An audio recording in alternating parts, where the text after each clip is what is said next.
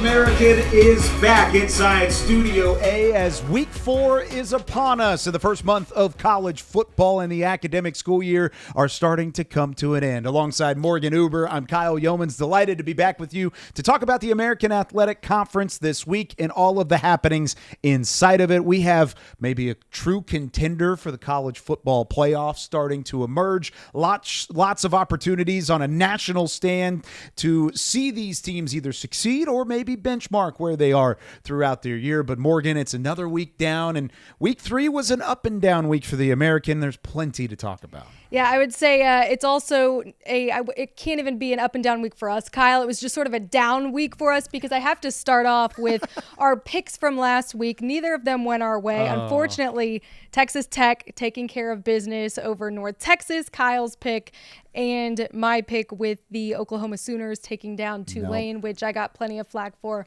on social media. But I do want to let you know that you and Reese Davis have something in common. He also picked your alma mater, North Texas, to take care of business as his super dog on College Game Day. So there you go. You and Reese Davis also sharing in that agony together. Oh, yeah, definitely so. And he even tweeted out in the middle of the game because 52 points put up by Texas Tech in the first half wasn't pretty. And he said maybe North Texas should change their nickname from the mean green to the polite green. I'm not here for it, Reese. I'm sticking with North Texas all the way through. However, it wasn't a great showing for them. They weren't alone. It was a weird week in college football across the board. These top teams at the top of the AP poll right now are taking care of business, and they did so in week 3. The American just happened to be in the way of a couple of those, and I think it was an opportunity. I mentioned a benchmarking opportunity for these programs, this conference. They had a lot of games against power programs in big-time atmospheres across the way. Won a couple of them, but fell in a bunch of them as well. There were a lot of things that we learned about where these teams stand going into week 4 of the college football season, and it's something that I think we can all learn from, including the players and the coaches themselves. We'll, of course, be diving into the Memphis matchup, the big win going into Tallahassee, getting that win over a preseason top 10 team, Florida State. But a team that was able to respond, right? That's what it's all about. And a lot of teams will have that opportunity to do that here again in week 4. But week 3, the South Florida Bulls, a nice response coming off of what they did, going into Alabama, not exactly able to get things done. Had a nice showing, but took care of business. They caged those Golden Eagles. And won 49-24. The offense got rolling, and man, do they have a big one this week. And we're really excited to welcome in our analyst, Patrick Murray. He was on the call for week 1 for the South Florida Bulls. Got to see them up close and in person. Patrick, great to be here with you. Appreciate you joining us. And from what you've seen from South Florida so far this season, Kyle mentions that word benchmark. Where would you benchmark where this team is at right now? I'd say that they're close to being a contender. We saw how close they were with Alabama. It was 21-16 tied with 6 minutes left in that game. They were right there, and then it kind of fell apart for South Florida over those final 6 minutes in Tuscaloosa. But they bounced back, get the big win over Southern Miss. The offense looked a lot more explosive. And now these next 3 games are huge for the Bulls season. I mean, taking on Miami, Tulane, and Memphis, it's going to decide whether they're going to be a contender for the American Conference Championship and the college football playoff or not. I want to pose a question for both of you, Patrick and Kyle. Kyle, I'll start with you first. Okay. Patrick, you mentioned that offense. Just, what you saw specifically from South Florida in that Southern Miss game where they looked different. Byron Brown looked different. He looked like himself again after that Alabama game where things were a little bit rough. But what did you notice? What stood out? Well, I think at times whenever you're a quarterback, you are who you are, right? You are from a skill set standpoint. You end up being who you are. And he was trying to mold himself into being a pocket passer. He talked about it in the offseason during media days. He wants to be better in the pocket and throwing the ball intermediate to deep routes downfield. And he tried that a couple times in the early parts of the season against Bethune-Cookman, against Alabama, as Patrick alluded to a little bit earlier. But when you get back to the read option game, that's what Byron Brown is built for. He's so good in the red zone. He's so good at making those reads. He is so elusive and athletic whenever it comes to carrying the football. And I think it opens things up for the rest of that backfield. I'm interested to see, Patrick, how you feel it. But I think when they are running that read option effectively, they get the RPO game going, and they're able to make reads and allow for Byron Brown to be who he is and who he's built to be as a quarterback and as an effective passer. I think it does completely open up the offense. Patrick, I mean, it really was. Yeah. I'm sorry, Morgan, to go jump ahead. on the air, but yeah, it really was the run game that got things going for South Florida. I mean, they're going to need that vertical passing game at some point, especially against Miami. But they just ran all over Southern Miss, and it wasn't just Brown. It was the running backs and Kelly Joyner and Naquan Wright, and the offensive line did a great job, especially R.J. Perry at left tackle and Mike Lofton at center. And they were doing some things with their scheme on the offensive line, pulling linemen, inserting tight ends, and Southern Miss had a hard time adjusting to that and fitting it up at times. And we saw some huge holes in the run game, and that's where a lot of the explosive plays came from for the Bulls. Yeah, give credit to that offensive line. I mean, they threw them some different looks, different packages. Southern Miss didn't keep the same look all the way through this game, Morgan. Whenever they came to a defensive front seven, they were blitzing off the edge at times. They would drop back in coverage with their linebackers and other occasions. And the offensive line, it didn't matter. They were finding their way up to the second level. Those pulling guards were having some success. South Florida's big up front. They've got some size. We'll talk about that and how it matches up with Miami a little bit later on. But that size played a big factor. It opened up Kelly Joyner, 10 carries, 117 yards, couple touchdowns. Naquan Wright was tremendous, 15 carries, up over 100 yards as well. He had a touchdown too. And when that running game is going the way that it can, it opens things up like this, and having Josh Hardiman in the back of the end zone with a highlight reel grab. That was the difference, that balanced attack, and it all starts whenever Byron Brown is comfortable, and he's comfortable whenever that read option is working in their favor. Yeah, you guys both have mentioned Kelly Joyner, his 6th year of college football. This guy has seen everything. Yeah. He's been through everything, suffered a broken right leg, a broken left foot. If you give him space, he can hurt you. And he said he came back for that unfinished business, didn't want to move on to his next chapter yet. And really a big part of this South Florida Bulls offense that we saw just explode. 6 different players with a TD, 562 yards of total offense. So now they head into a big game this week against Miami. And Patrick, you're down there in Fort Lauderdale, Florida. I'm sure you're hearing all the talk about how the U is back. It's Miami's year. They're in contention now, not just for an ACC title, but for a national championship title. What does this game come down to in your eyes? What is the X factor on Saturday? Yeah, I can't get away from that Canes talk down here. It's all over the place. They are pumped up, and I'm getting tired of it. But it's going to be really fun this weekend to see South Florida take on Miami. I mean, the Canes are so explosive offensively with Cam Ward, who's the Heisman frontrunner right now. He's the favorite to win the Heisman, leads the nation with 11 passing touchdowns. The defense has been really good for Miami as well. Tyler Barron is second in the country with 4.5 sacks. But South Florida can give them some problems. I mean, the Bulls are built to pull upsets like this with the aggressiveness that they play with offensively and defensively, and their schemes are hard to prepare for. I mean, their tempo and their spacing offensively, that's hard to prepare for. Todd Orlando, the defensive coordinator for South Florida, all the different pressure packages that he brings, that's really hard to prepare for. And so some of the keys for the Bulls this weekend are going to be get pressure on Cam Ward. And South Florida leads the country in pressure percentage and pressuring the quarterback. And when you look at Cam Ward, when he's kept clean in a clean pocket, he has an 80% completion percentage. That drops down to 50% when he's under pressure. So South Florida is going to have to get pressure on Cam Ward, and they're going to need Byron Brown to hit on a couple of those big plays down the field. He's only 1 for 9 throwing it 20-plus yards down the field so far this year, but they have been really close. I mean, against Alabama, Michael Brown-Stevens, some of the receivers for South Florida, they were beating those Alabama corners deep and getting open, and Brown was just inches away from hitting them on those deep balls. They're going to have to hit on a couple of those to beat the Canes.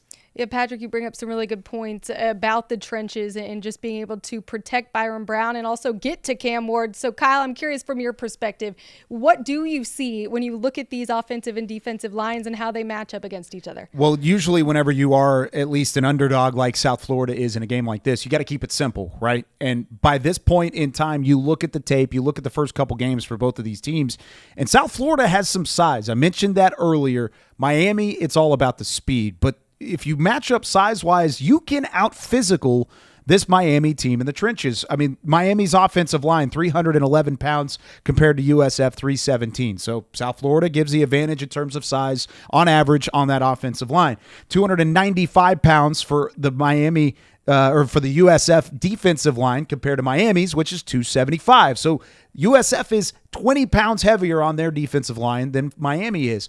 What that tells me is that they have to be careful outside the tackles. They have to be careful with that speed. You mentioned Cam Ward. He is dynamic as a dual threat quarterback. He is the Heisman frontrunner for a reason. But if you can keep those linebackers in their alignment, their assignment, their gap integrity, and able to get those guys forward and keep their eyes from getting locked in the backfield from Cam Ward and allowing for the intermediate to short passing game to continue to give that yards after the catch ability, I think South Florida can have some success.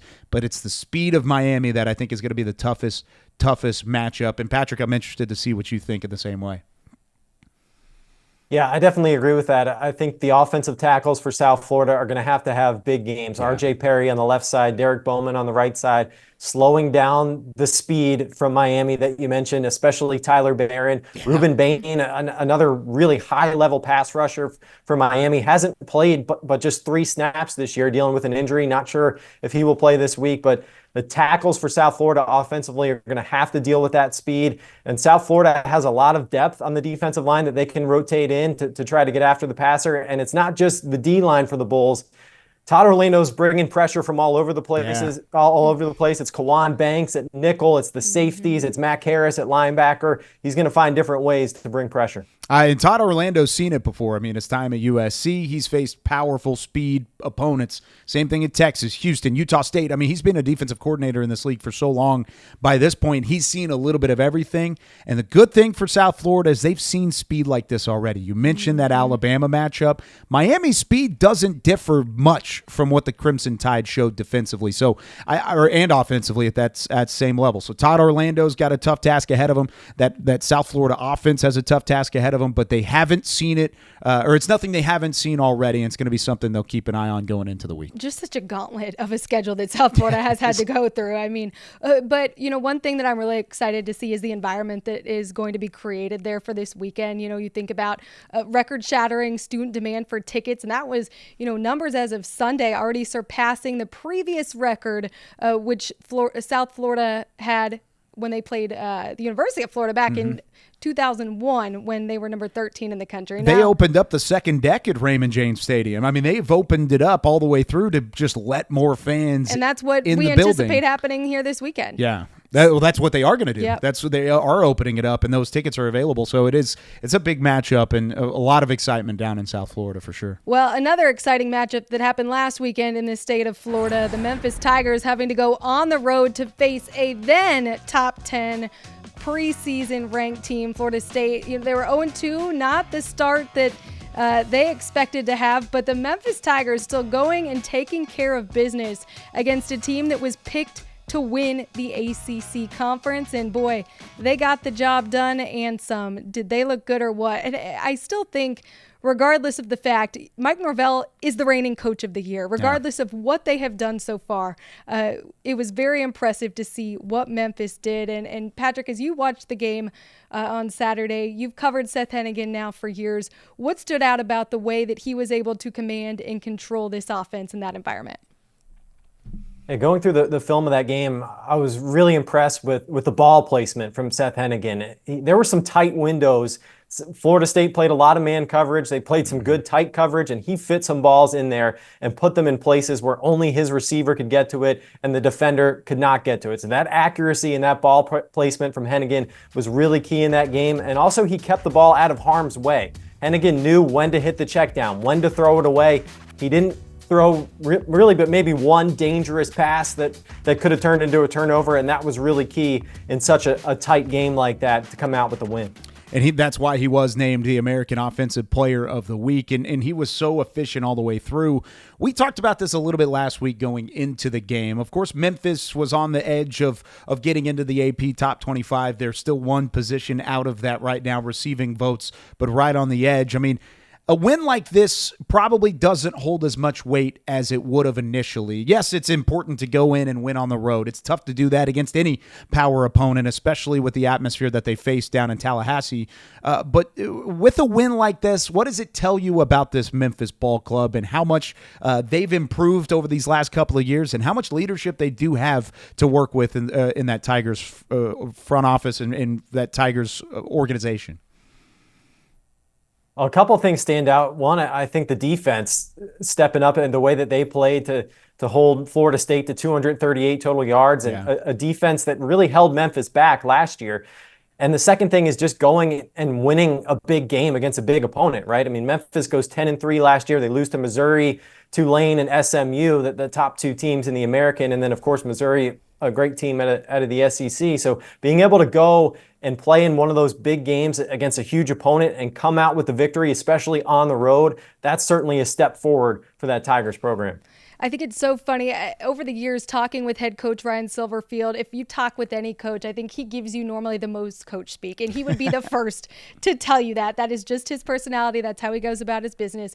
But post-game, listening to his press conference, when he called that win monumental for the program, and it actually acknowledged the fact of how much significance going up against his former mentor, right? I mean, Mike Norvell, they stood, next to each other for 4 years working at Memphis together, sharing that sideline, and then to go into his house, right, and be able to take care of business. And Patrick, you talked about the defense and what Chandler Martin, he earns my MVP for that game and what he did. He told Seth Henigan going into this season, I'm sorry for being bad on defense last year. You won't have to put up as many points as last year. We're going to be better.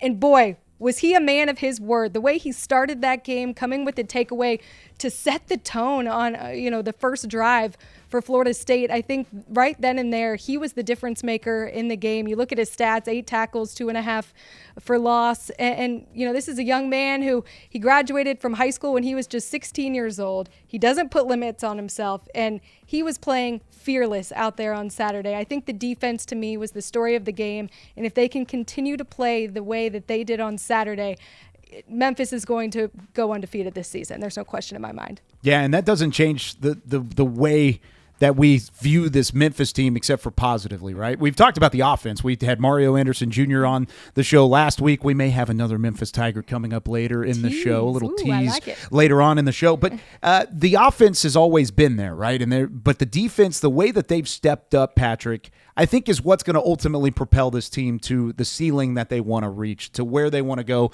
getting to the college football playoff, continuing to challenge these power of opponents like a Florida State and a team that was trying to get into the 4-team college football playoff last year. That defense is really going to be what takes them to the next level.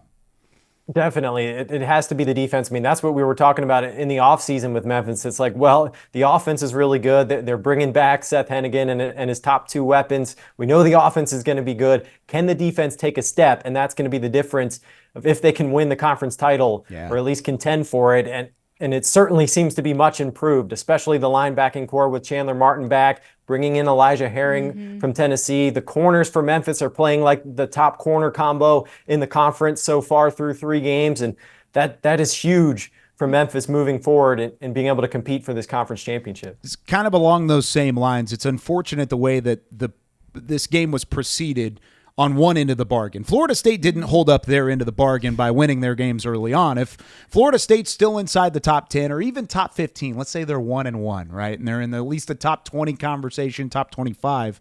Memphis, who was receiving votes going into the week, is not still receiving votes. They are squarely in the top 25, depending on how Florida State is. They would maybe be a top 20 team, top 15 team, based on what happened in this week. But sure enough, Florida State started 0-2. They're now 0-3, so it doesn't have that same weight of a win.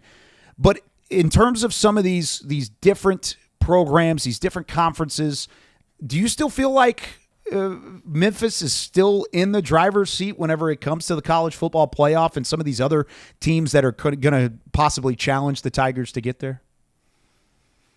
I think they're for sure still in the driver's seat. I mean, they're sitting there undefeated. If Memphis runs the table and goes undefeated, I think they get the spot. They get the spot in the college football playoff.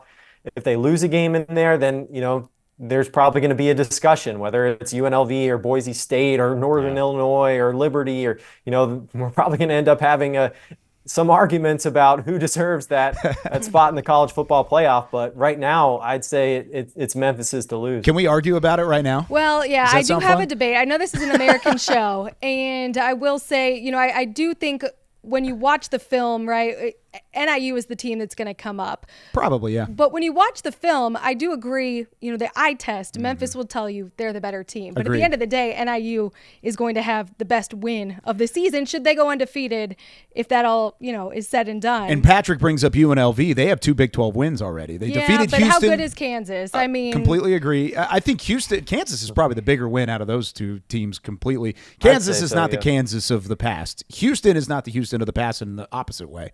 Like they beat Houston week 1. That's a win that I think you can kind of put in the back shoulder more so as a reputation win more than anything. Kansas is a legitimate team with some legitimate speed and firepower, and they won that game far and away. I mean, they controlled that game overall. But Patrick, I'm looking at NIU. I'm looking at UNLV. Of course, Liberty, just because of what they did last year, squeaking into a New Year's Six Bowl, going out of Conference USA and playing against Oregon in the Fiesta Bowl. They're still undefeated. If they run the table too, I think they'll be in that conversation with a one-loss Memphis team. But anybody else that kind of sticks out in terms of those teams that even have an opportunity to challenge the Tigers to this point? Boise State in the Mountain West, I think could certainly be one, and a fantastic running back there in Ashton Jeanty, who could be a Heisman candidate. But I think if you look at Memphis, if they were to go through undefeated, they would have beaten South Florida and they would have beaten Tulane as well. And I think if it comes down to Memphis and NIU both being undefeated, that's going to be a tough conversation because of NIU's win over Notre Dame. But I think winning the American is certainly going to be tougher than winning the MAC. And it's going to be tougher than winning Conference USA when it comes to Liberty as well. So if it comes down to that strength of schedule, I think Memphis is going to end up being on top. Yeah, Patrick, you bring up strength of schedule. I had the opportunity last week to do the mock CFP selection committee. And let me tell you, that strength of schedule, when, the numbers and information that the committee has to look at, it is fascinating, by the way. I could do a whole, 2-hour podcast on just everything I went through. Got time. Yeah. But the strength of schedule piece is a huge separator. So I think, when you think about how the Americans scheduled this year, it was really smart that they scheduled, Memphis, South Florida, Tulane, having the opportunity to play each other, because it does help. I mean, if there's a situation like we had last year where you have, a Liberty and an SMU that they were weighing, I mean, those strength of schedules, they were only off by 10 to 12 teams, not that much, and Liberty was the lower of the 2, but because they went undefeated, that's where they got the edge. But if you're looking at 2 teams completely undefeated and a strength of schedule that's, much significantly higher, it's going to be very obvious to the committee when they're looking at the same numbers that I had the opportunity to look at last week. So I do think that is a huge advantage that Memphis will have at the end of the season, when we're all sitting around waiting, who's going to get that 12th spot in the college football playoff. So exciting that we're finally at 12. It should be fun. Oh, yeah. Whenever awesome to get to talk about it. Yeah, it just provides for more debate, right? It provides for more intrigue, and it keeps teams involved. It keeps teams and fan bases and conferences involved all the way through. I love the 12-team playoff. Speaking of strength of schedule, they've got a fun one this week against Navy. I mean, Navy 2-0 at this point, as is every, I guess, a military academy in the American, because Army also 2-0. But Navy, are they going to put Memphis on a little bit of upset alert here, Patrick? What do you see from the midshipmen and how they're going to challenge this Memphis team coming up on Saturday? Navy is always tough. They're so hard to prepare for because of their offense, and they have a slightly different offense this year, running the wing T, and you'll get that triple option, and it's something that you don't see in any other game, and you have to specifically prepare for it. And Navy's defense is always tough under Brian Newberry, and they, similar to South Florida, will bring all sorts of different blitzes and pressures, so they can catch you. That can be a trap game for some teams, and having some trouble prepping for Navy, but I think Memphis is on a mission and they're going to be ready to go. And Seth Henigan has had success against Navy in his time as a Memphis Tiger, so we will see, and really looking forward to that one. Patrick, we appreciate your time, knowledge, and expertise as always, and enjoy your college football Saturday wherever you'll be watching from. Yeah, thanks for having me. Loved it. Patrick's the GOAT.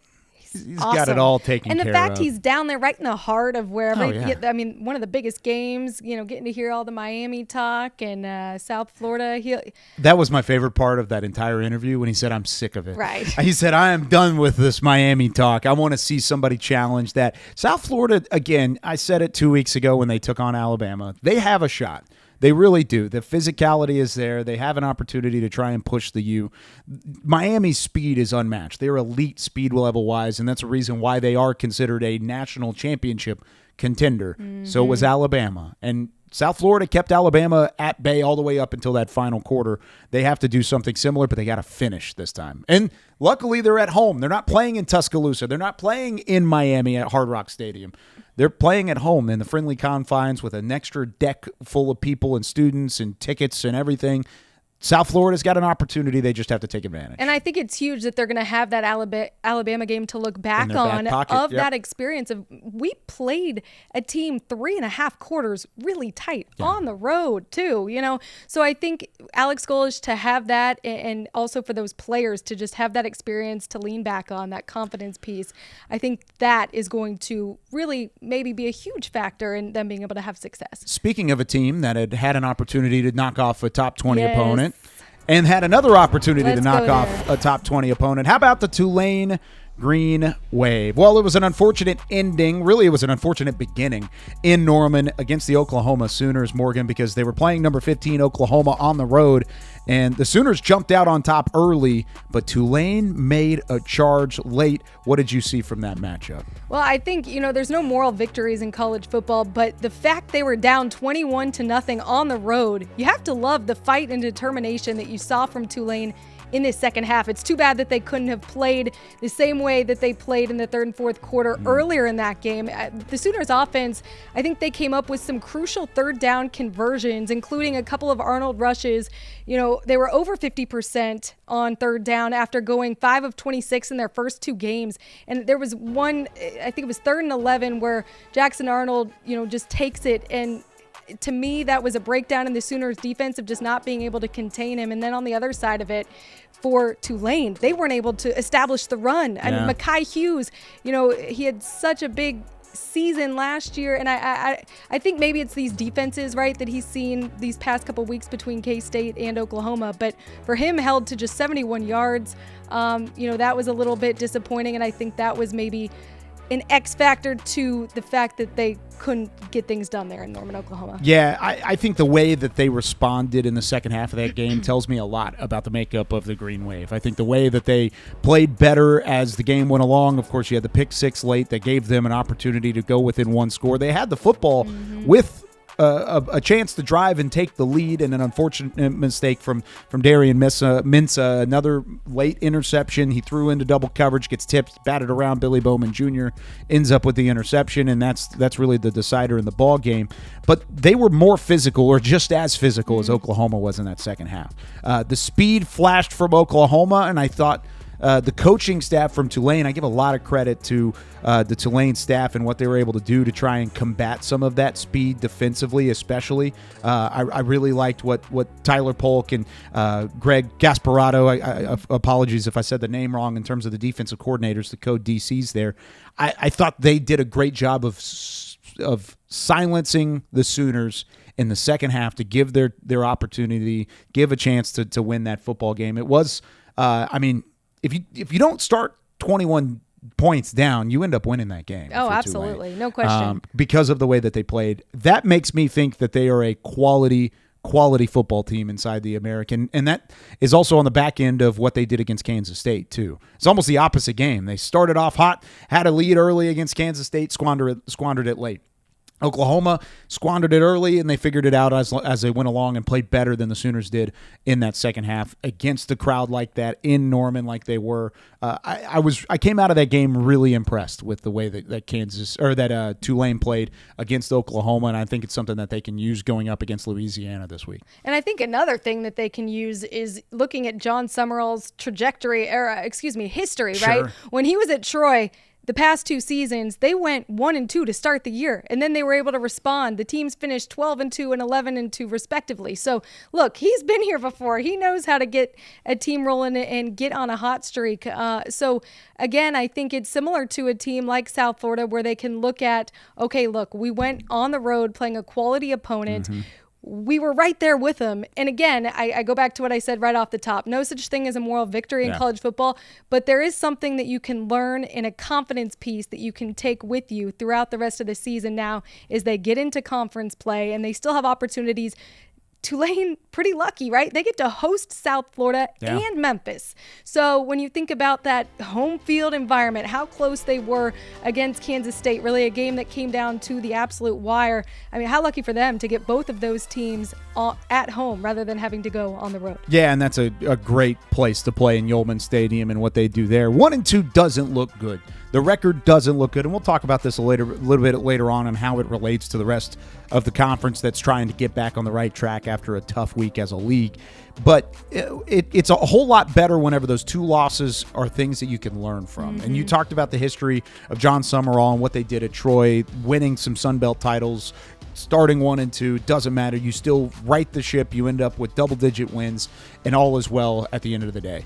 That can still be the story for this Tulane team. They have an opportunity to run the table, to be a contender in the American, a contender to try and work their way into the college football playoff. It'll be a little bit tougher with 2 losses, and we just talked about Memphis and their 1 loss and how that could affect them. 2 losses for Tulane, but 2 quality losses against power opponents like Oklahoma and Kansas State. As long as you learn from them and you don't let those teams beat you up down the road by either being banged up and injured or from thinking back and getting in your head and having your confidence level shot from those 2 games, I think Tulane's a legitimate contender in this conference, and they'll show it this week against the Louisiana team that comes in at 2-0. They're riding high, but they haven't played anybody. Let's be real. Yeah, I mean, wins over Grambling State and Kennesaw State. Yeah. So when you look at their numbers, sure, they're ranked 10th nationally in total defense. They do have a new DC in Jim Salgado, has had time in the NFL, most recently came from Michigan State. So I think their defense is good, but we'll see if they're really great against what this Tulane offense comparatively to their last 2 opponents has been able to do. But they also have been on a bye this week, this Louisiana team. So they've had a whole, couple weeks to prepare for Tulane. That's a great point. And I think we're not playing the game, so we can say this. But Tulane should take care of business. They are the more talented team. They have more talent on both sides of the football. But you do have to respect what Louisiana's done. They are a top 10 defense. I know they haven't played anybody, Kennesaw State and Grambling State. And those are 2 teams that they should have beaten, just like Tulane should beat Louisiana. But if you don't look at what their defense has done, if you don't look at the fact that they have 3 games of film from Tulane to watch and how teams have beaten them in 2 of those 3 games, and you have 2 weeks to go through that film in order to face Tulane, you would be fooling yourselves. But you would also be fooling yourself if you didn't say Tulane had an opportunity to win this game and win it big, take care of business. Okay. And I think they have an opportunity to do that this week. That's interesting. I don't think it's going to be as big as you think. 3 scores, at least. Okay. Yeah. To me, I think this is still a rivalry game, especially to the Louisiana players, right? I mean, because a lot of these kids are from the state of Louisiana. They played against each other or played with each other in high school. So there is a little bit of bragging rights on the line. And we know how these rivalry games go. I do think Tulane gets the win, but I don't think it's going to be as big as you think it is. But I'm awful at making calls on this show, but 41-17 Tulane. I think they just take care of business. Okay. I think it's donezo. All right. You heard it here from Kyle. If it's 41-17, I want all of you on social media to remind me that I got one right, please. That would be great, because if not, then this is just going to come back to haunt me. I'm here for it, though. Well, we're talking, rivalry games, and sticking with one that we saw last week. I think, both of us, the East Carolina Pirates had been rolling. And let me tell you, these fans were proud. I land in Raleigh, and the amount of purple that I saw inside that Raleigh airport, they were pumped about their 2-0 Pirates. They host App State. The first 30 seconds of that game, the East Carolina offense, man, they were explosive, followed by a monster sack. They looked great early, and then things just seemed to fall apart for them in the second half. Oh, man, it was so tough to watch because they started so fast. They fell so hard, though, at the end of it. In East Carolina, what an atmosphere, what a crowd. They stayed all the way through. We talked about this matchup last week and how much this game means to the people in Carolina, and it showed out. They showed out early. East Carolina, the Pirates did everything they could. They intercepted the flea flicker. Look at the atmosphere rolling in Greenville. I thought it was just tremendous. But Appalachian State, you got to give credit where credit is due. Down 16 points, they said it doesn't matter. We're gonna stick to our game plan. The play calling, I thought, from the Mountaineers was tremendous. They had great play calling in the end zone. They got their tight ends involved. East Carolina kind of forgot that you have to cover tight ends, especially in the red zone, and that's what came back to bite them. I mean, this play specifically, play action. Look how wide. I mean, I could have caught that touchdown pass. It's unfortunate. But I think you're giving yourself a lot of credit there. Maybe a little too much credit. But then the next play, 2-point conversion right after this from Appalachian State, and guess what? They find another tight end open. I know that's a replay, but the other play doesn't look that much different from that. So there's ways that the Pirates had chances. They had all sorts of turnovers and opportunities, and they kept App State at bay defensively at times. But the big play comes back to bite them, and then the confidence level just rose for Appalachian State. And by that point, I think the Mountaineers had that one in hand. Yeah, I think the Pirates secondary, they did some good things, but they gave up some huge explosive plays. It just looked like there was a complete breakdown in the middle of the field a number of times with these big explosive plays that App State was able to put up on them. And so, ultimately, it just came down to an offense in the second half for East Carolina where they just weren't really able to get anything going. For Jake Garcia, the quarterback at East Carolina, it's, you think about what could have been if he didn't throw that interception there with a few minutes left, a rivalry game coming down to the wire on your home field, definitely. But look, again, what a turnaround, though, for East Carolina, what we saw from last year to this year. And they still have to be, Mike Houston has to love what he's seeing from his team this year, regardless of the close loss. Well, and one of the big things we've talked about with the Pirates on this show previously is their defense. They have a top defense in the American, one of the top probably 3 or 4 units to this point in time. And I know their level of competition is going to get bigger as they go along, and they'll see some more formidable offenses as the conference slate starts to come to fruition, starting this weekend against Liberty, by the way. But I like what I've seen from this defense, and this is a defense that was not very good a year ago, and I like what they've started to build there with the Pirates. And like I talked about, the turnovers were there. They had stops. They gave the offense opportunities to drive down the field and take that game and really put it in their hands. The offense didn't grab it. They didn't grasp onto that opportunity, and that's what ultimately came back to bite them. And it was unfortunate the way that the Pirates finished out that second half and played, because I thought the defense gave them a shot and the offense didn't do that. Now, this week's going to be tough. Liberty's a legitimate opponent on the opposite side. I just talked about how they're one of the contenders in that college football playoff conversation. They were in a New Year's Six bowl game last year. Caden Salter's still the quarterback. He's a Cedar Hill, Dallas, Texas native, so he's just down the road from where we are here in Studio A. Preseason Offensive Player of the Year in CUSA. Yeah, legitimate player. This is going to be another test for this defense, probably the best test that they've seen so far. I think, finishing drives is what you've been hitting on. And if they were able to do that against App State, they would have done that. They would have won that game. And I think that is what this game is going to come down to for them. If that offense can finish drives when they're deep in Liberty's territory. And for Liberty, they have an athletic defensive front. So I'm interested to see the battle in the trenches and how East Carolina is able to stack up and able to protect their quarterback. But one of the really interesting things is Quentin Cooley, talented running back for Liberty. He's questionable right now. When you look at, he suffered a leg injury in week 3. So he's questionable. And for Liberty, they go kind of as he goes. So East Carolina could be getting a little bit of a break there if he is out for this one. That's the one tough part, is because I don't know if I want Caden Salter to have more in his plate, because he's a good quarterback. He's dual threat, kind of like what we talked about a little bit earlier with Byron Brown and USF. When he's most comfortable is when he's freelancing, and when he's under pressure, rolling out of the pocket, he's able to get outside the tackles and throw on the run. And East Carolina Carolina will give opportunities defensively to do that because they control the front seven. They control in between the hash marks, in between the tackles. They've been so tremendous whenever it comes to the front seven. It's that secondary, when they get stretched, that's where the big play came from against Appalachian State. That's where they've given up some big plays in other games earlier in the year. I don't want Caden Salter with some room to work. And I think if they're not focused on giving the rushing attack and Cooley a legitimate workload, I have a fear that Caden Salter takes this game by the reins, and that's what's going to really challenge this ECU team. It won't. Trust me, Cooley's a great player, and I think he is going to be a key part of their offense, even if he is available in a limited fashion. But Caden Salter, I think from a matchup standpoint, is going to challenge ECU a little bit more. By the way, one of the best uniform matchups in college football this week. I love the Liberty uniforms. And East Carolina might, in my opinion, might be a top purple? 5 purple, gold. That uniform might be a top 5 uniform in the country, just based off a unique look.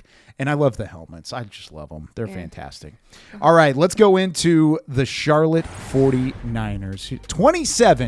27-26. Talk about a comeback. No doubt. 20-3 late in the game against Gardner-Webb, a team that Charlotte, at least going into it, was saying, finally a chance to get back on track. Starting 0-2, not playing exceptionally well in week 1. Played decent, played okay against North Carolina and Chapel Hill. And they go up against Gardner-Webb, broken coverages, issues against the passing game. Gardner-Webb worked their way down the field with ease in the early going, scoring a touchdown in their second drive. They're lucky it wasn't a touchdown in their first drive. The interceptions, Deshaun Purdy had some rough go of it early. Really, it took everybody at the end. And by everybody, I mean, what a story it's been for Trexler Ivy to see what he's done coming up to this point, and it ended up being probably the story of the week in the American. Oh, no question. I mean, Trexler Ivy, I've had the opportunity to cover him a multitude of times, and this is a walk-on quarterback. He was the backup last season, and this offense was struggling. Yeah, they were. He gets an opportunity week 7 against Navy.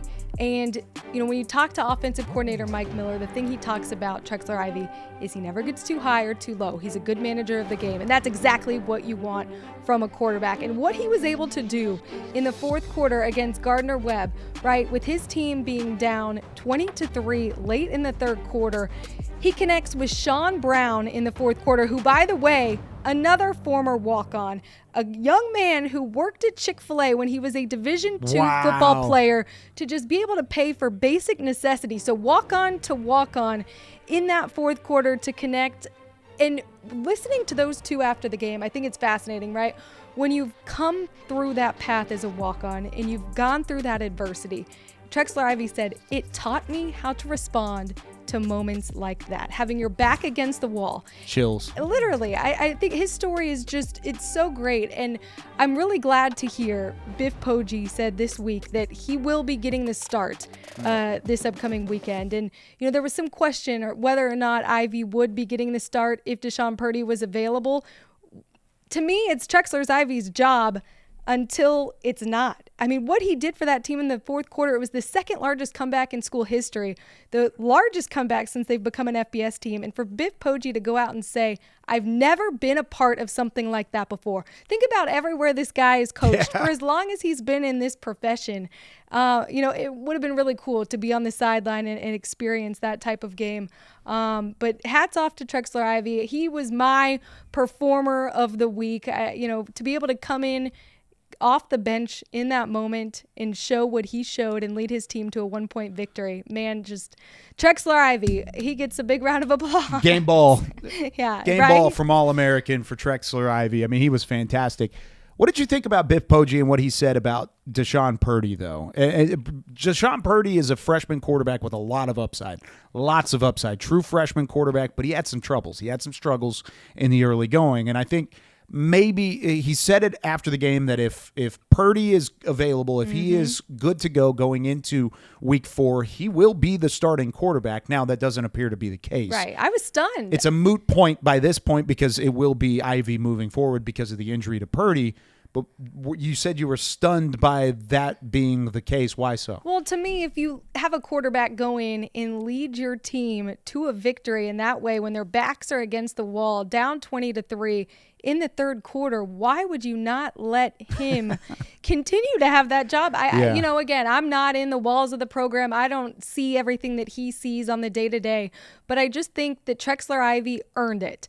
Yeah. He earned that opportunity. He earned it last year in some moments as well when, he was the starter for the game also against Memphis. And so I think until he's not out there performing to the ability and not commanding the offense like they know he can, ride his arm. Yeah. Let him go, because I think he's playing in a different type of confidence. Similar, we saw flashes of it last year, and I talked to him. He said when he is confident, he feels like he's out there playing backyard football, just letting it fly around and love it, being a kid again. And so I think we saw that from Trexler Ivy in the fourth quarter on Saturday, no question, and I'm happy to hear it. But regardless if it's Purdy or Ivy, this is Max Brown's job when he gets back, when he's healthy. So, they recruited him out of Florida. He was at media days. He is the leader of this team. So, to me, Ivy, ride his arm for as long as you can until Max Brown is back and healthy. I completely agree with you. Could not agree more, because I think Purdy has the upside as a true freshman quarterback. And a lot of times in the day and age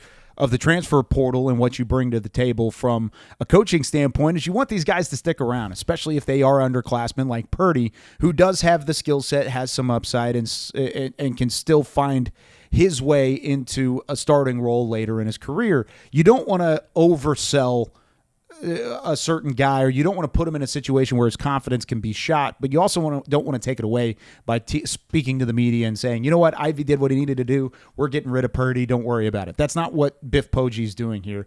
And I think at the end of the day, Ivy is just a gamer. Like you said, we're not in the building. We're not in meetings. We're not in practices and different availabilities whenever it comes to the Charlotte 49ers program. Those guys are. They know the background of all of these guys and who's ready to play and who's not.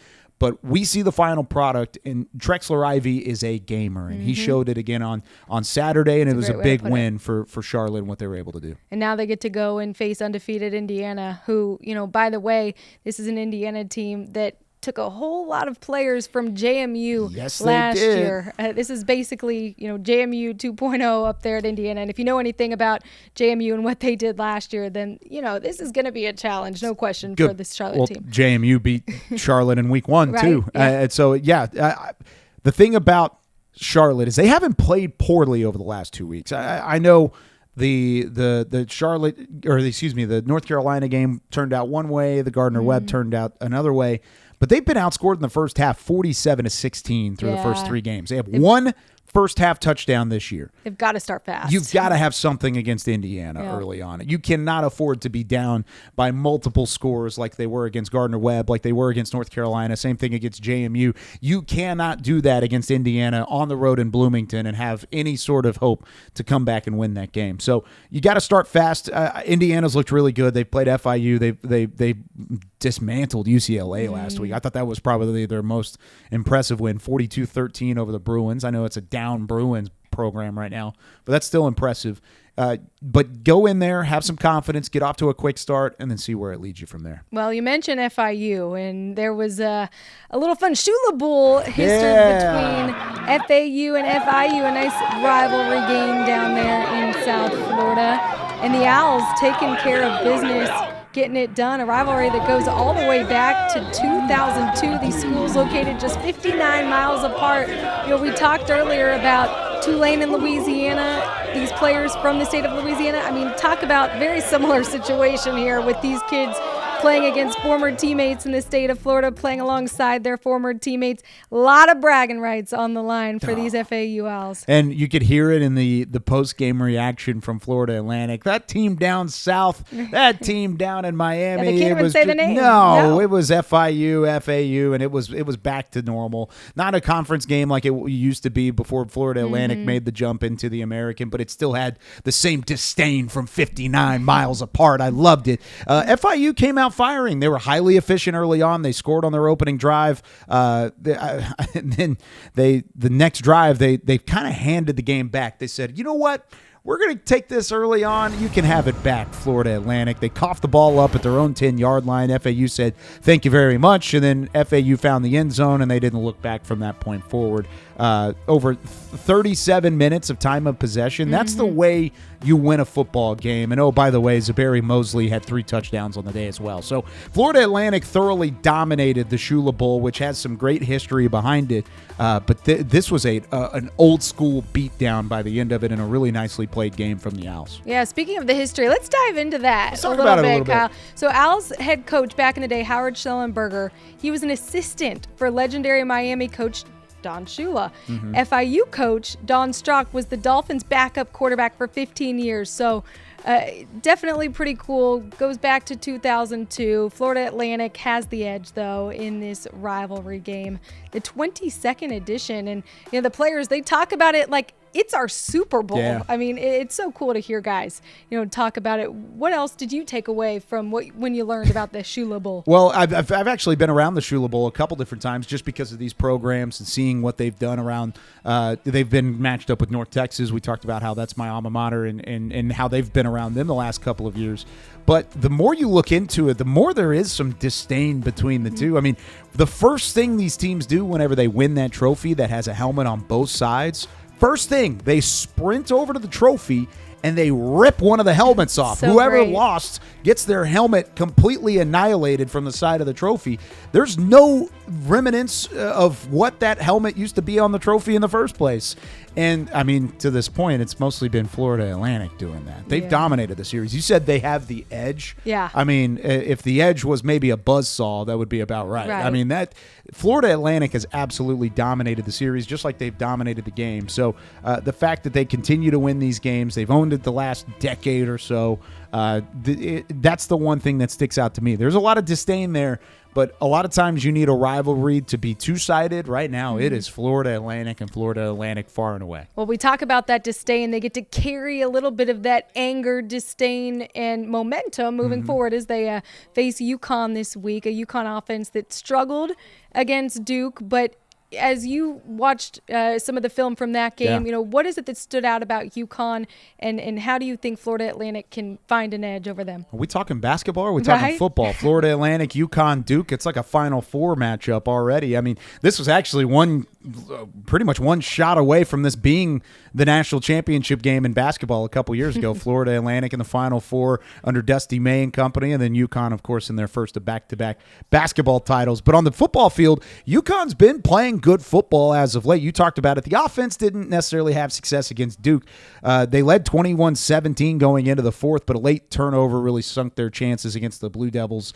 Don't overlook the Huskies if you're Florida Atlantic, and I don't think they would. I think Florida Atlantic already is hungry, saying that they lost that week open or the season opener against Michigan State.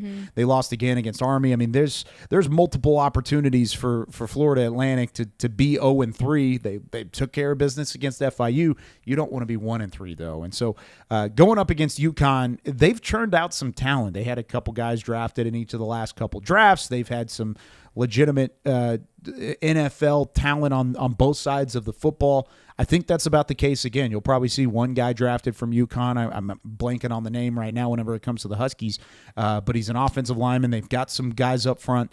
That defense is what really Florida Atlantic's going to have to try and get by. They've had struggles of scoring their own points, and they're going to struggle to score against the Huskies defense too. Yeah, they have a pretty good running back. UConn does, Cam Edwards. Yeah, he's to fun. me, I think he's the X factor in the game. If they stop him, I think the Owls are able to get it done. And just one of the many Week 4 games that we have to look forward to as we're talking FAU and UConn. We have Rice and Army, the Black Knights, back in action after a bye week. And Charlotte, as we've mentioned, goes on the road to Indiana.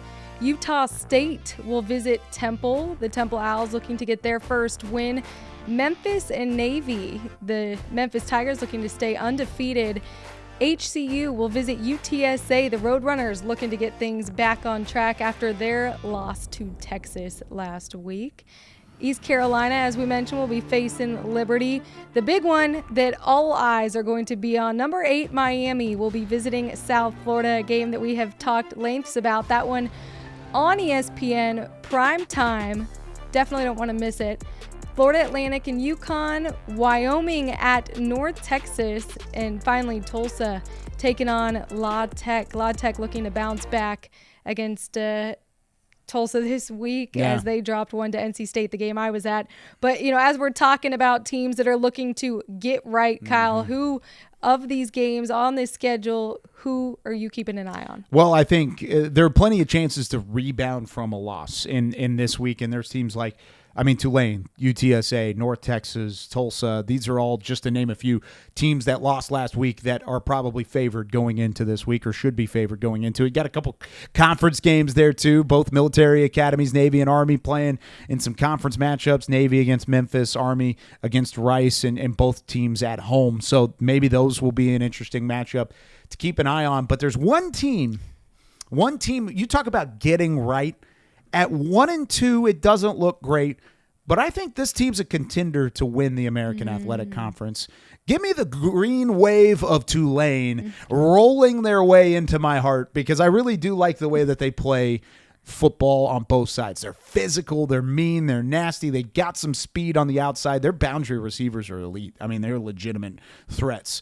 It reminds me a lot of this ball club that, of course, in 2022 had the Cotton Bowl run. Not the same talent level. I think they have a ways to go to get there, and they don't have the experience of a Michael Pratt or a Tajay Spears to rely on. But Darian Mensah, you take away a couple of those late-game mistakes, this team could be 2-1 or 3-0 with 2 ranked wins. They are really close to really being not only a contender in the conference, but a contender for the college football playoff. And I mentioned that earlier. With 2 losses, it's going to be tough. You're going to need some help, and you have to run the table.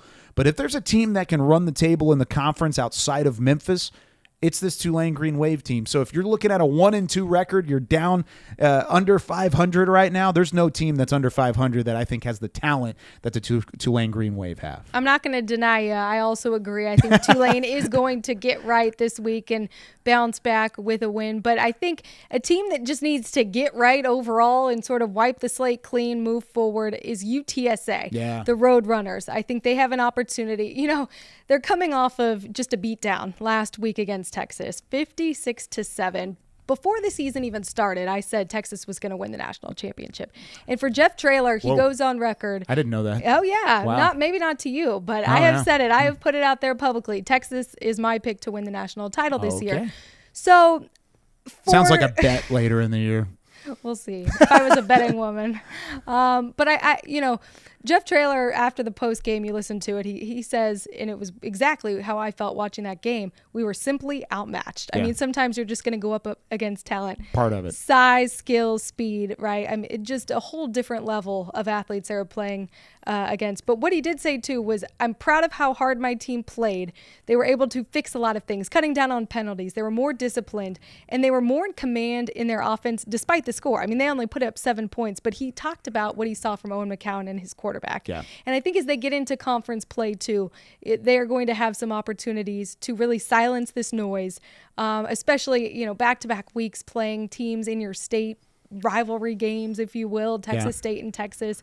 They're going to look to rebound with an FCS opponent this week. And Houston Christian, I think this is their get-right week before they go into conference play.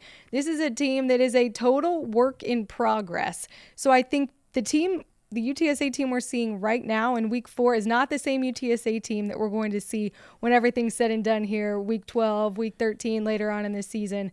And having a coach like Jeff Traylor, there's no doubt in my mind that they are going to get right, and it's just a matter of time before they do. And I have about as much respect for Jeff Traylor as any other coach in the country. Forget the conference, in the country. I think he's a legitimate top-notch head coach in college football. And he's proven that throughout the last couple of years. 11-3 last year. They were 12-2 the year before. They've gone to 4 straight bowl games. 9-4 last year. They were 11-3 in 2022. But they are 0-3 in terms of looking good this year. They didn't look good in the opener against Kennesaw State. They couldn't run the ball.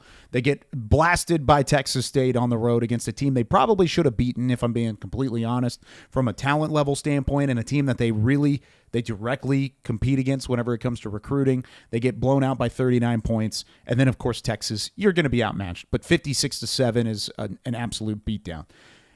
Houston Christians get right. The one game that I'm looking for early on is East Carolina, because East Carolina's defense, that could tell us a lot. It's the conference opener for UTSA. You're going to learn a lot about this Roadrunner bunch and what they're made of, because they'll be 2-2. They'll have the win against Houston Christian, hopefully, knock on wood, for the Roadrunners going into it, as long as they take care of business. And then you go up against East Carolina, who we've already talked about has one of the better defenses in the American Athletic Conference. They're really good against the run. Can McCown, can Traylor, can this offense figure out some level of rhythm? And Justin Burke, the offensive coordinator in his second year, there's a lot of pressure on the Roadrunners because that fan base is hungry for wins. They're continuing to try and work their way into that same conversation that Memphis and Tulane and USF and all these other teams on a national spotlight in the American these last couple of years have been. UTSA has the talent to do so. They haven't shown it in 2024, and I expect that to turn around at some point in the moment. They've got a game later in the year, too. If they continue rolling, so they've got East Carolina, then a bye week. That's a much-needed bye week. Then Rice. What was that? Oh, I'm sorry. Go ahead. UTSA. Yeah. Rice at Florida Atlantic, Tulsa. All of those are winnable games. But you keep going down the schedule. Memphis is going to be a tough one. North Texas is a rivalry game on a Friday night. That'll be tough in its own right. But then Temple and Army. Yeah, that's one to circle. Let me talk about this Army team real quick. They were coming off a bye week. They've beaten 2 good teams already. Morgan, if you look at their schedule, there's a chance they can make a run here at this conference championship game. I mean, there's a real good chance that they're going to go undefeated in conference play. Yeah. I mean, yeah, I think I don't know what else to say other than Army in year one, welcome to the American. I really do think, because of course, not even on this schedule, the last game of the season is Navy, but that's not a conference game because that game will be played after the American Athletic Conference Championship. Yeah. So there is no meaning in terms of conference standings or even, college football playoff potential talk for that Navy game. There's no real weight, on that because all the rankings and everything will be done by that point in the season. So I do like Army's chances. I would have, if we were sitting there at Media Day looking at, our top 2 to 3 teams that we thought would be playing in the conference championship, Army, I'm sorry, they weren't on my list, but they have proven through what we've seen from them so far these first 2 weeks, they look good. They look real good. And they have the benefit of avoiding some of the top teams in the conference. Yeah, that's... now you've got a game against Air Force later on. You've got a game against Notre Dame at Yankee Stadium. That'll be a fun one to watch. I mean, you've got chances to make statements. I think the toughest conference matchup they have is either UTSA or East Carolina at this point in time because Rice, Tulsa, UAB, we just looked at their schedule. They avoid Tulane. They avoid Memphis. Florida. They avoid South Florida. All these teams that we're talking about that are at least through non-conference play and the non-conference slate as legitimate contenders in the conference, they avoid most of those teams. So if they stay healthy, they continue to get better. Their toughest matchups are later in the year, and a lot of those you get at home. UTSA's at home. East Carolina's at home. They could run the table, and it would not be shocking to see Army at least in the conversation for that conference championship game before they even play Navy going into that. That is wild to think about because they're going to play Notre Dame on November 23rd. They play UTSA at home November 30th. Then they turn around the conference title games on December 7th. Then you have December 14th where they play Navy. What a weird thought process around all of this whenever it comes to the college football playoff and what could be a possible Army team that's contending to be there. Yeah, and for all these teams, too, in the American, right? I mean, they've been used to playing a team like Navy where you have to play and prepare for the triple option. But now for some of these teams, you're not just preparing one time a season. You have to prepare two times. So I don't know if that's maybe a benefit because you've seen it maybe more. But at the same time, they are a challenge. And any team going up against them, I think the way that they have run their offense, it has been awesome to see, right? New offensive coordinator and Bryson Daly and just how much he's matured and grown and been able to really command the offense and his decision making of what we've seen from him. I really do think Army has a real shot of winning this conference in year one. Yeah, they really do. And there's a couple teams that have a chance, and we alluded to this earlier, but we've talked to Mario Anderson on this show. We've talked to some of the Memphis possibilities and Memphis experts in this show, but it's time to take a look at somebody who had another great week for the Memphis Tigers. Play action. Henigan. End zone. Touchdown. Play action fake works to perfection. And Anthony Landveer with his 5th career touchdown reception.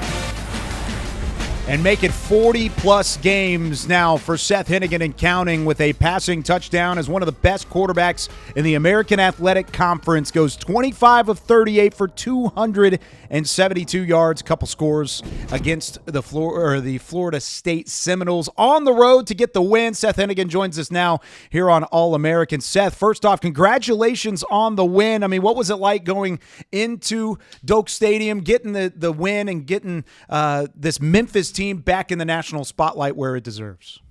Yeah, I appreciate you for congratulating me, but it was a great game, great opportunity for our program to go into a hostile environment and come out with a win. So just to be able to do that and execute and play well in all 3 phases, there's obviously some things to clean up, but all in all, we're just happy to come out of there with a win. Now, as you can see behind you with the trophy case full of different awards throughout the years, Memphis is not new to winning, but they are 3-0 this season. What's it been like starting the year the way that you guys have, and how it does set you up to ultimately achieve the goals that you have in front of you? Yeah, I think it's pretty important to start fast to the year, and it's good to be 3-0 at this point in the season. But at the end of the day, all of our goals are still in front of us, and all 3 of the games that we've already played have no bearing on the ultimate goal that we have, which is to win our conference. So with conference play starting this week, our blinders are on, and our whole entire team is excited for the opportunity to play Navy and to go into Annapolis and play a conference opponent. Seth, no one's been harder or more critical of themselves after all these 3 games than you. And that's a sign, right, of a great player, a great quarterback and competitor. I'm curious from your perspective, when you go back and watch the film of what you've seen from yourself these past 3 weeks, what is it that you've really honed in on as you go into conference play where, as you said, the goals really now you have the opportunities to go out and win a conference title? At the end of the day, it's all about winning football games for me. It doesn't matter if I have 200 yards, if our running backs have rushed for 300 yards, if our defense stops the other team and holds them to 0 points and we only have 3 points and a field goal. However we can win the football game, that's all that really matters at the end of the day. So, I mean, there's definitely things I need to improve on, and I feel like last week was my best game thus far during the season. So just got to continue stacking days and stacking weeks and put it on display really, and give my playmakers the ball, and we'll be all right. Yeah, speaking of playmakers, your defense this week really showed out and set the tone early in that Florida State game. What was it like from your perspective on the sideline, watching that early takeaway? You talked about the pad popping, how you could hear it from where you were. What was your perspective? Yeah, I mean, obviously we deferred the opening kickoff, so they got the ball first, and I think it was just like the second play of the game. They handed off a little mid zone out of pistol, and all of a sudden I just heard our sideline kind of explode, and we got a turnover the opening possession, or their opening possession. So we were immediately given the ball back and able to put points on the board. So just to be able to come out fast and be able to have a good start against a good opponent, that was definitely really important. And our defense, I mean, I can't say enough about them. Just the way they played thus far through 3 games, it's been really impressive to see our staff and our players come together and execute at a high level. So just got to continue doing that going into conference. No doubt about it. And they've allowed just 29 points through the first 3 games against quality opponents at that. And I know you're happy not having to go up against them in the real game. You've got a red jersey on. You get protected whenever you're going up against them. But what's the biggest challenge when facing this Memphis defense in practice, and just based off of what you've seen, based off of how they're built? Yeah, I mean, just the scheme. I feel like Coach Hankins does a great job mixing up coverages, mixing up the front, and just we have some great players. We have some talented guys on our team on both sides of the ball, and they put the work in every single day and night, constantly working, constantly up at the facility in order to be successful. So it's just a product of the work that they put in over and over for days and weeks on end. So I'm really proud of our defense and the way that they played, and we just got to continue going. Tell me about some of those goals that we talked about earlier. Of course, the college football playoff is something that is on the mind of everybody when they win one of these conferences like the American, but it's much more than just that. It's a week-by-week thing whenever it comes to you guys. So how do you keep that compartmentalized whenever you're preparing for a team like Navy, getting into a big week of football, coming off of a big win against Florida State? Yeah, in our team meeting this morning, Coach Silverfield showed us a message that he got sent from Calvin Austin, one of my former teammates and currently a receiver on the Steelers. He was just talking about his experience in my freshman year. We were 3-0 as well, just coming off a win against Mississippi State, and we lost to UTSA. Yeah. And he just said basically to keep our mindset at practice at a high level and work at a high level throughout the week in order to prepare for this game, because it's extremely important just to continue on the track that we've set for ourselves thus far through three games. So, I mean, just taking it day by day, week by week. We never really talk about the college football playoff. Yeah. We just talk about a conference championship because everything aligns with winning your conference, in my opinion, and in the opinion of a lot of the leaders of our team. So, I think we have the right mindset and right approach. So, just taking it week by week and knowing to live where your feet are, be where your feet are, and have those blinders on whoever the opponent may be. Now, Seth, one of the things that you really talked about heading into that Florida State game was the culture being the difference maker in what ultimately would lead to success. Take me inside that Memphis locker room. What is the inside meaning or inside culture that you have created there, amongst the other leaders on the team? Being there, it's such a rarity, 4 years of a college quarterback at the same place, and to have that continuity. Give us a sense of the Memphis culture. Yeah, I did say that our culture would be the difference, and I think that it was. And basically, I think it comes down to this, and that's having people who have been together stay together. Having Coach Cramsey, Coach Silverfield, myself back. Coach Hankins has been here all 4 of my years here.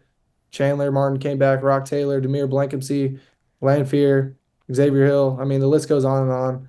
And then just being an experienced team, an old group, and we played a lot of football and played a lot of football together. So the culture starts from the top, starts with Coach Silverfield and our staff and our coordinators, and then it comes down to the guys that they've influenced and been able to influence for years on end. So we're basically miniature versions of them to a certain sense, which is a good and bad thing. Both a good thing and a bad thing. But I love being a mini Coach Cramsey because he's very knowledgeable, and I'm happy and proud to say that. So it just comes down to having guys who have been together for a long time and have the right mindset and right state of mind, and then pushing guys that need to be pushed. And we have 20 leaders on the team. And we have plenty of guys who have the right mindset and mentality and are willing to push guys. So that's really important for a team to continue getting better as the season progresses. And you can see that in the production with the team and the wins and the 3-0 start to the year.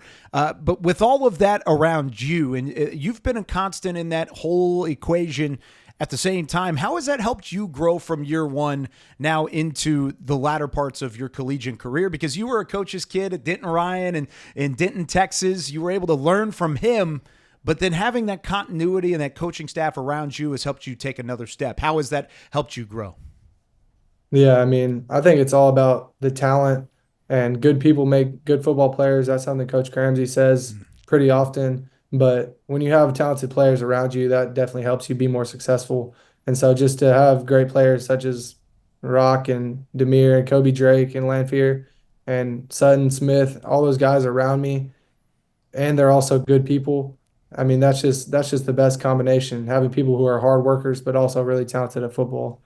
And that helps your team push forward and continue to have the right mindset.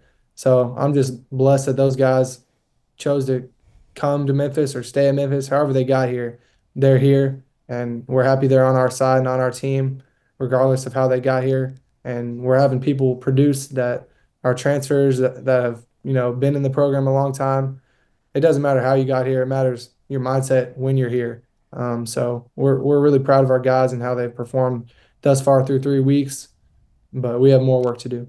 One of those transfers, we had your teammate on last week, Mario Anderson. He told us about how he cuts people's hair. Have you let him touch your hair?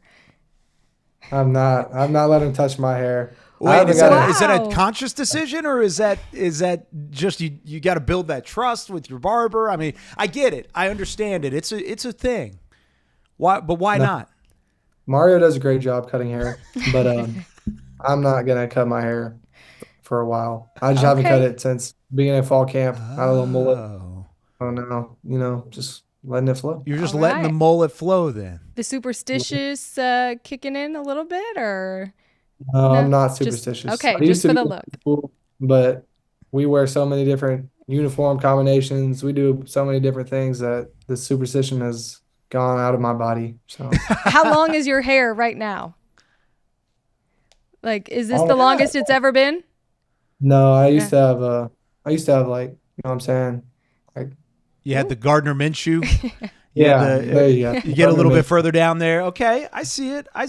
So by the time conference championship week, we talk about postseason stuff, bowl games, we're going to be We're not even going to recognize you. Yeah, you're going to be rocking the locks, right? It is possible. I guess Well, Seth, thank you so much for taking some time. Good luck the rest of the way. Congratulations on the success, not only so far here in 2024, but throughout your career with the Memphis Tigers. We look forward to talking with you again down the line. Thank you guys so much. Appreciate your time. What a job by Seth Henigan, talking about the haircuts, talking about the win over the Seminoles of Florida State, and, of course, maybe some college football playoff. He really didn't want to hit it there. He didn't want to talk about the future, but he said our goals are right in front of us, and I think that's the biggest thing for Memphis right now. Oh, absolutely. I mean, they know a conference championship. That is the segue into this new 12-team playoff. And, I love we were able to bring out his personality a little bit at Tried the to, end yeah. there with the haircut. But, really just all ball, so focused, so serious, even keel. And, I guess he gets that from Dad Dave, who we talked about, of course, in that interview.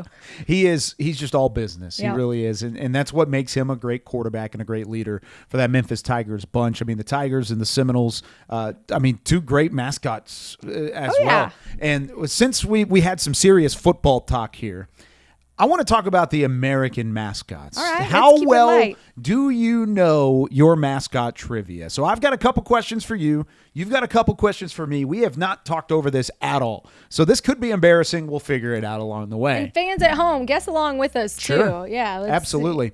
Question number 1. I'll start things off for you, Morgan Uber. Which one of these schools does not have a live mascot? Temple, Army, Navy, or Rice? Rice, the Rice Owls, Wow. D. Okay, the Rice Owls. D, you were exactly right. Woohoo. Bonus, do you know the names of the live mascots for the other schools? Okay, so Temple is Stella. Okay. Army, I know their actual mascot is Blackjack, but I don't think that's their actual name. So no, I don't know Army's. Navy's Bill. Yep, Bill the Billy, Goat. Yeah, and then Rice obviously Rice doesn't have one. So Army. You're exactly right. Temple is Stella the Great Horned Owl. Oh, Lives wow. at the Elmwood Park Zoo in Norristown, Pennsylvania. Love that. I think that's fantastic. The Navy mascot is, of course, for the United States Naval Academy, Bill the Goat. Live goat that first appeared back in 1893. But then Army has 3 mules. Oh, the mules. How cool is that? Okay, the mules. That's right. Ranger the Third, Striker, and I'm going to just absolutely trounce this name. Paladin, maybe? Okay. Paladin?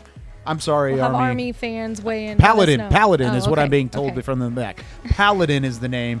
Apologies, but the tradition began as a response by West Point when the Naval Academy adopted the goat as the mascot. So the mules served as the army for generations and hauling gear for soldiers and How things of the useful, sort. yeah. It is so cool how Love it. some of these came to life. Okay, my turn. What bird mascot is seen right here from 1984? Who's that? My gosh.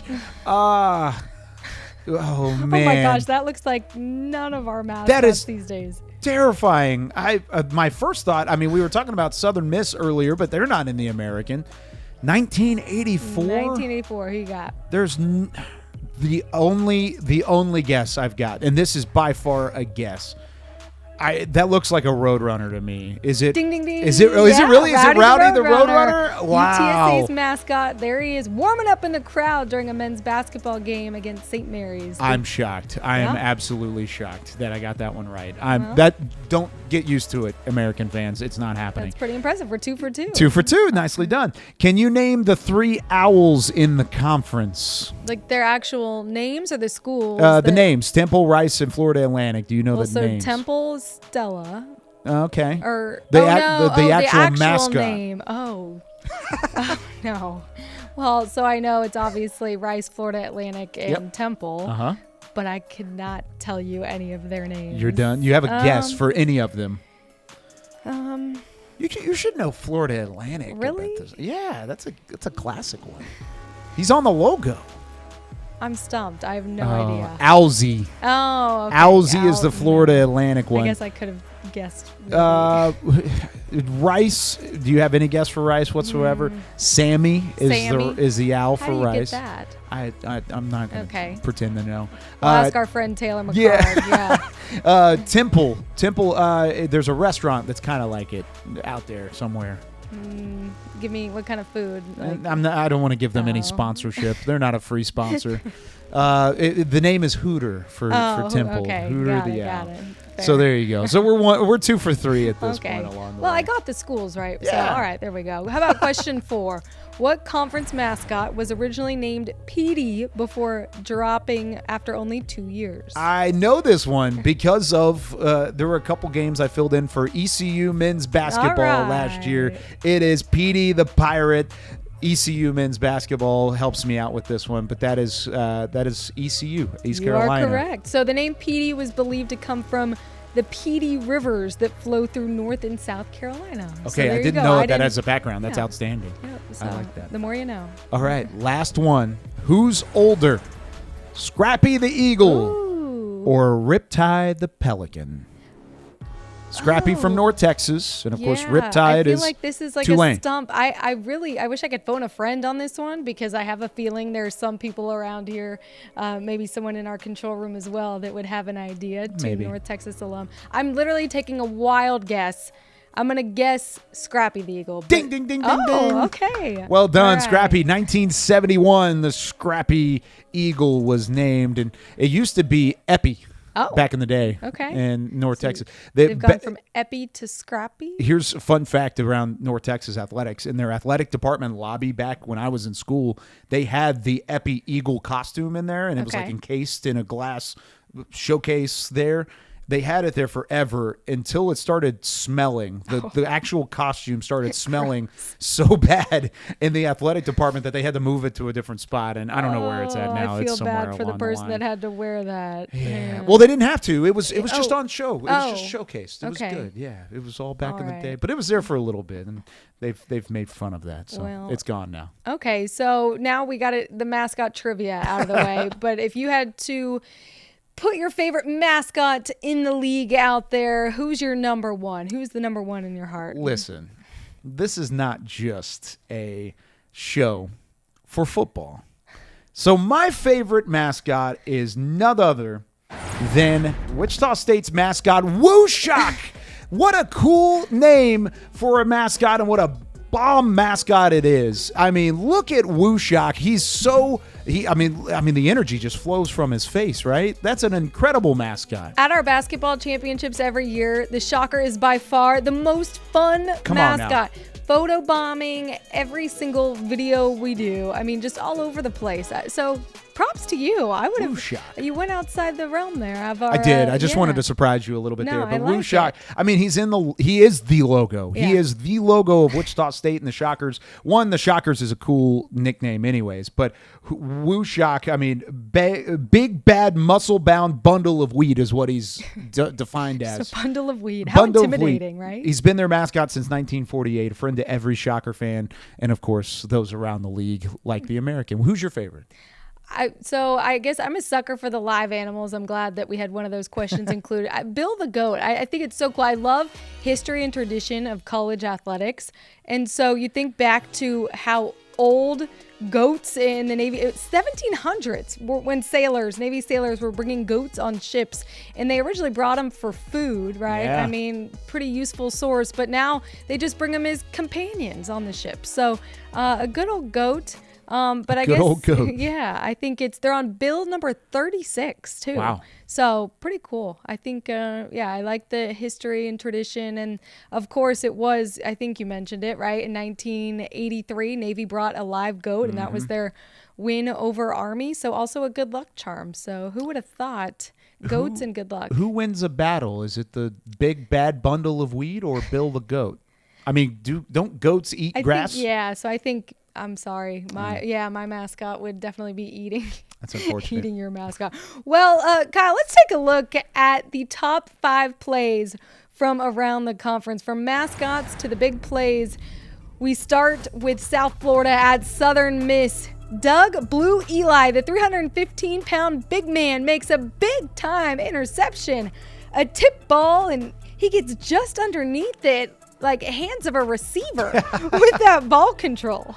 I love it. Big men scoring touchdowns, big men laying out and making an interception. This is an athlete. That is pure athleticism to be able to get under the football like that, extend out, and keep that ball off the turf. Good job, Doug Blue Eli. Also, great name. Right? Great Yeah, name. such a good name. We'll have more from this game later. Let's head to number 4. Number 4, let's go to the soccer pitch. Sam Moxie outside the box for East Carolina. Left foot, absolute rocket into the upper 90 and behind the goalie who had a hand on it. It doesn't matter. She put a little extra moxie behind this one, and it caroms off the glove and into the back of the net. Well, Pirates, they're stealthy. They're stealers, and she steals one and gets one there in the back of the net and ends up defeating Temple 2-1 in that one. Yeah, Petey the Pirate would have loved number 4 on our top plays. And to number 3 we go. We got more from the Bulls in Hattiesburg, but the offense getting the glory this time. Byron Brown to the back corner of the end zone for Joshua Hardiman. He makes this one-handed grab. Number 1 reels it in. We should probably check those gloves for some magnets. And you got the storm clouds in the background as he makes the grab. And, I mean, he was thundering down the field. Took over some of that contact. Maybe an and one there, too. I really liked it. Well done from South Florida. All right, North Florida. Florida Atlantic set piece in the 12th minute. UNF playing down to 10 men. They didn't have that extra guy they needed because this one bounds around the box. Mamadou Diarra bicycles this one home.